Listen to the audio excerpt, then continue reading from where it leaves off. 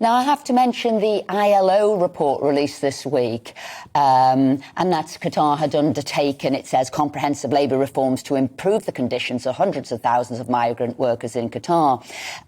However, some people still continue to sort of raise the questions about workers' rights and migrant deaths related to the buildings of the stadium. So what is your response to that? Well, I could only say that we have taken extensive reforms over the years to protect the safety, rights and welfare of all workers. And we have gone so far, so fast, and which makes us leaders in the region in terms of labour reforms. We have introduced minimum wage, which covers 96% of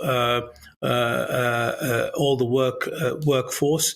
The ILO itself in 2021 highlighted material improvements in occupational injuries. One can just go and look up that report. In 2 years alone, we have managed to stop roughly around 500 companies from working because of our stringent implementation of the rules, and we will continue to do so. And we became the first country in the region to have non-discriminatory minimum wage that applies to all workers of all nationalities, of all sectors. And we welcome the level of scrutiny that happened because it helped us speed up and progress the reforms. But we want people to be fair and just and look at the facts as they stand and refer to the credible organizations that have their reports, which is all published, and look it up for themselves and not be subject to hearsay.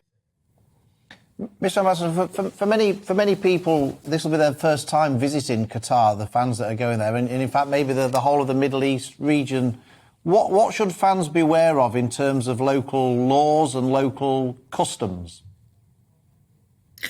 Well, Qatar is an open and inclusive society that really prides itself for its hospitality.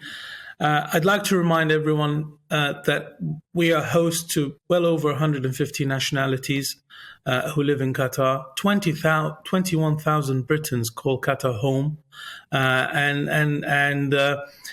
so people from all faiths, all walks of life, all backgrounds live and reside in our country, and so we are a Muslim nation with our own norms and culture, and like people in Europe or in any part of the world would expect us to come and respect their norms. Simply, that is what has been asked from our side, and that should not in any way or shape or form alter the way you go about life, regardless of wherever you are. It's just one is hoping that people would be considerate to such norms, and they're not entirely different to many other countries.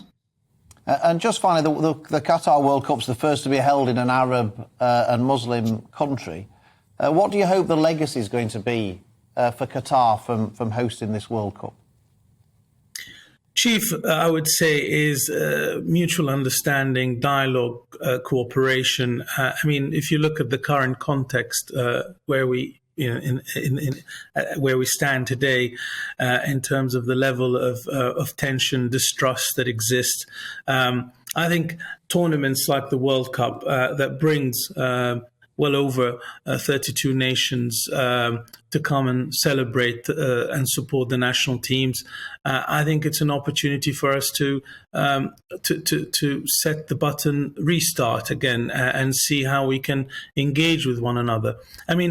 One of the main legacies for Qatar itself is having to learn from international engagement. There's lots of British companies and British service providers that have come and lend us a hand in the development. That is a huge capacity development support that now this knowledge would reside in Qatar with our people and hopefully be used in organizing future tournaments. So very, very much these big events do bring a lot of legacy, not only for the host country, but also for the people who are coming from abroad to get to learn about another culture that they would otherwise not experience, not having these tournaments.